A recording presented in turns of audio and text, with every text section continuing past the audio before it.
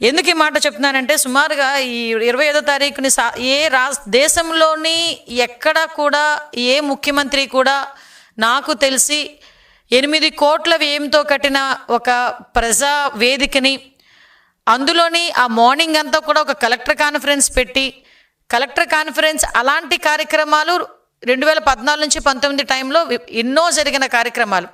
ఈయన అధికారంలోకి వచ్చిన తర్వాత కలెక్టర్ కాన్ఫరెన్స్ పెట్టి ఆ తర్వాత బయటకు వచ్చి ఒక పైశాచిక ఆనందంతో ఆ ప్రజావేదికని కూల్చి చేస్తూ ఉంటే ఒక రకమైన సైకో ఆనందాన్ని పొందిన వ్యక్తి ఎవరైనా ఉన్నారంటే ఇప్పటి పులివెందుల ఎమ్మెల్యే గారు మన జగన్మోహన్ రెడ్డి గారిని ఒక ఉదాహరణగా తీసుకోవచ్చు. ఇప్పటికీ కూడా ఆ ప్రజావేదిక శకలాలు అక్కడే ఉన్నాయి. అంటే విషయం ఏంటంటే, ఎందుకు ఈ మాట నేను పర్టికులర్గా చెప్తున్నానంటే, ఈరోజు బయటకు వచ్చి విధ్వంసాలను మళ్ళా తిరిగి రెచ్చగొట్టాలని వాళ్ళ వైసీపీ మూకలతో బయటకు వచ్చి ఒక రకమైన విధ్వంసమైన వాతావరణాన్ని, హింసా వాతావరణాన్ని ప్రేరేపించడానికి రెడీ అవుతున్నాడు.